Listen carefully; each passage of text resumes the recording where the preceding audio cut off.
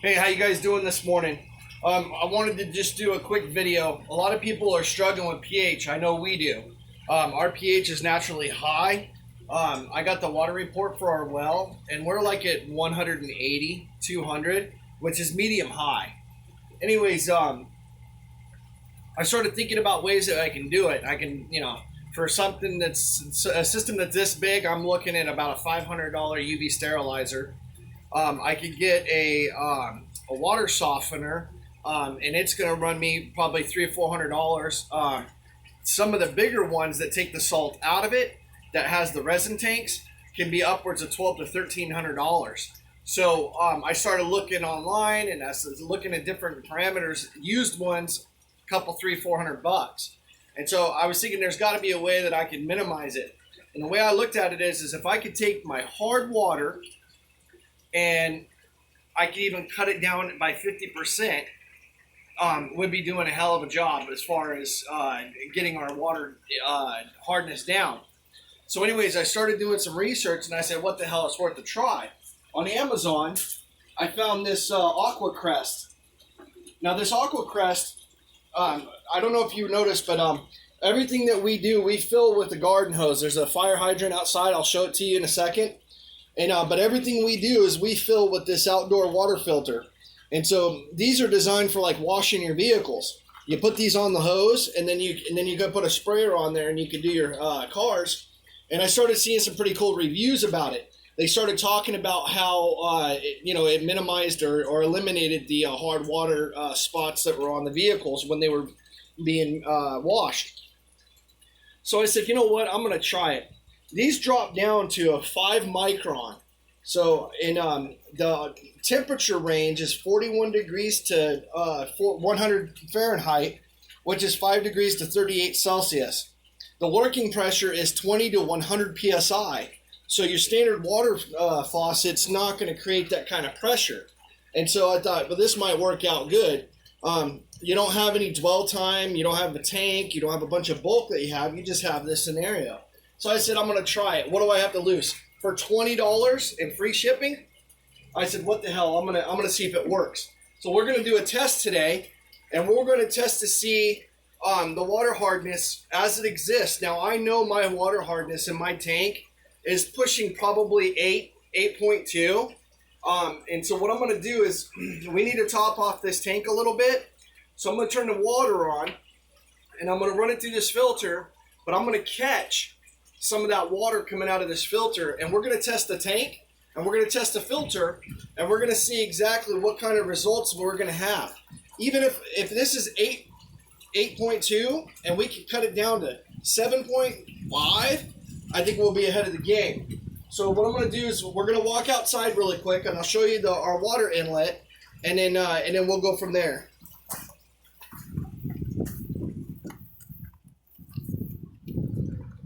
So this is our water inlet, right? And so we have it in case we need water. We need to pressure wash the riding lawnmower or what have you. But this one here, this feeds the hatchery, and it's just on it's a siphoned faucet. There's a valve down below. It's in a bed of rocks. So what happens is when you shut this off, all this water drains out of there. It's great for freezing because we are in zone 7B in middle of Arizona. And even though we have a lot of heat, we do, last year we got like 3.5 foot of snow. So it does get cold, and it does get, it freezes here. So what we're going to do is we're going to turn this on, and then we're going to go in there, and we're going to get an idea of what our water quality is going to look like with the test. So as you can see, we're adding some water to it. I brought in a clean cup. We're just going to see what it does.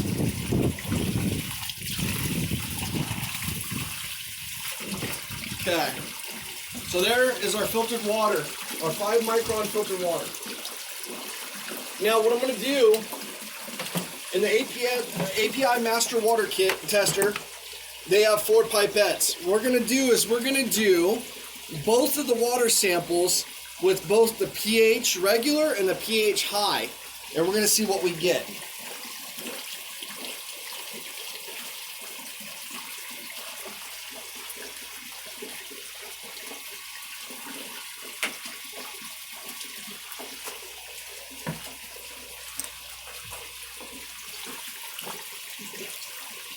All right, so now we have the water. This is going to be the tank water.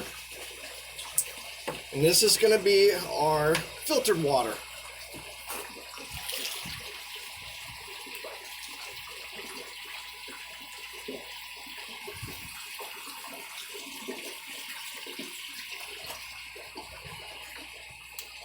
Put our filter water to the left so we don't confuse them.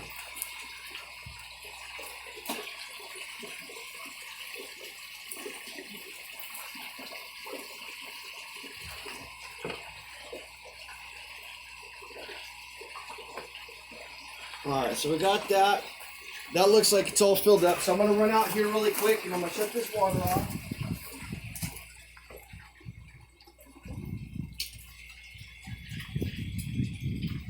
Alright, so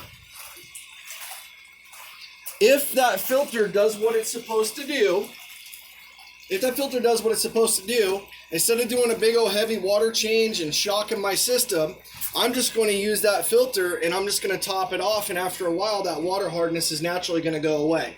Alright, so the first ones we're going to do is the tank.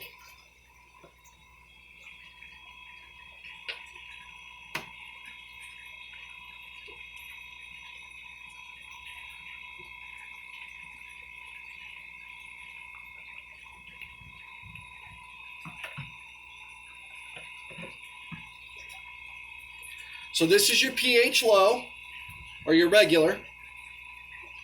And this should be on the high side of blue, so this should be about 7.6 if I had to guess, because we should really have those on the pH high, because I already know it's going to be high. And as you can see, it's a pretty dark blue. It's off the chart blue. So this one here is going to be our pH high range for the tank.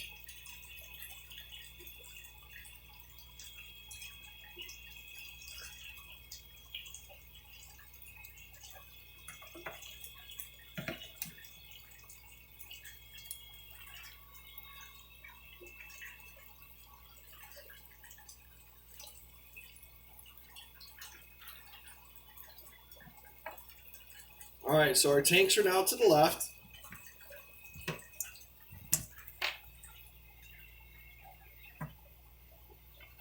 Now we're going to do the same thing. This is our filtered water.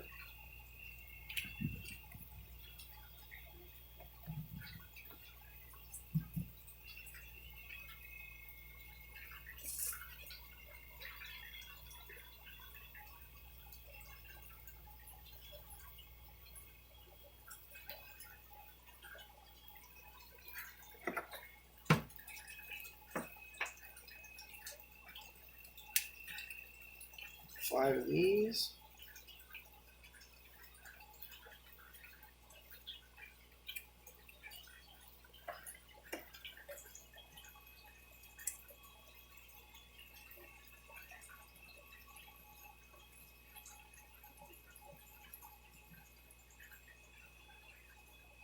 Okay, so these are our tanks.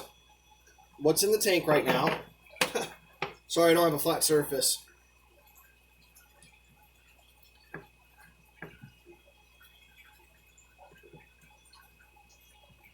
Okay, so they tell you that anytime that you're testing these, you want to have a white backdrop.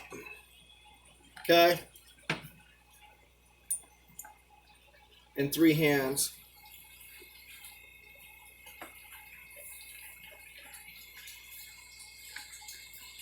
So if you want to go ahead and zoom that up, huh? I got my my lovely daughter here helping me, assisting me with this. Okay, so when you're reading these charts, okay, you're going to be reading the pH low and the regular and the pH high range, okay? And so when you look at this chart for our fish tank water that's existing in there, it's off the charts for the pH regular. When you see something that's darker than 7.6, you have got to switch it out and you've got to go to the pH high. That's telling you that the pH is probably going to be higher than what that test range can do. So as you can see, you got the brown, okay? And if you look at the brown up against the white, we're every bit of probably 8 to 8.2. Okay, so we're in the high range for our hardness. And so what that's telling you is if you have off the chart pH on the regular, you need to move over to the high range information there for, tests. So basically what you're looking at is, 8.2 solid, right? And that's how hard the water is because I didn't have this filter. Now, if you look at your regular pH, your pH high, okay, your pH high, it's lighter than the 7.4. So you know that this 7.4 is the high is not the test to run for this. So the water is obviously going to be in this bracket right here if this is lighter than the lowest part of the high pH high. So this right here for the for the filter water that's coming in is below 7.4. So we put that one away. So this is our actual reading of our, hang on, which one? Oh, no, I'm sorry, hang on. This was the, this is the 8.2, okay? Or no, I'm sorry, yeah, that's your high range for our filter. I'm sorry. There's 4 of them, I'm getting confused. Now what we do is we turn around and we take the normal range one and we put it on there. And you look at it, it's definitely gone down. And looking at it, it's closer to 7.2. So we've dropped it down. It's between 7.4, or it's probably 7.4 because it's between 7.2 and 7.6. So this will give you an idea how something like that filter can lower your pH just by having this little 5 micron inline filler. And so, like I said, it's 5 micron, so it's going to help.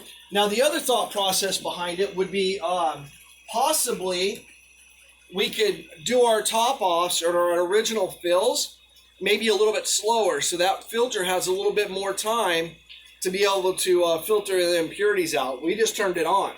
So we could turn around and just maybe do it at like half speed and maybe filter out more of those solids and give that filter a little bit more time to work. But that's real-time filtration. And for $20 on Amazon, I don't think you can go wrong with Aquaponics. There's a lot of people out there that they're constantly chasing the pH during the nitrification process, and there's going to be a natural ballast anyways. It's going to be high when that bacteria is growing. Once your bacteria is established and it starts stripping that ammonia out, then depending on your water, that pH should drop, and it should drop below 7. So you might end up having to put it up. Remember, your pH up and your pH down buffers, no matter which ones you get, you can put them in there, but they're temporary. They just mask that pH for a little bit. We had that same problem with ours. I said, man, we're up at 8.2. We're not ready for fish. So I had a quart of that pH down. So I poured it, half of it in there, and I sat back. I tested it. I was like, okay, it looks great. I come back later in the afternoon, and we're back up at 8.2. So that's when I knew that we're probably going to need some kind of filtration. So I figured I'd try that. And based off of what I see, I think that would be a good option for somebody that doesn't want to spend $500 for a reverse osmosis, or maybe $1,300 on a salt water, water softener that removes the salt. So hope this helps. We're all in this together, man. We're always trialing and learning. This is a thinking man's game. And so if there's something that, you could add to the video, please comment. Like I said, I'm pretty new at this. My son says at the end of every video, I need to say please like and subscribe. But hopefully that'll help you. And so anyways, look forward to learning from anybody that might have some information or some feedback on it. Like I said, don't hesitate to comment.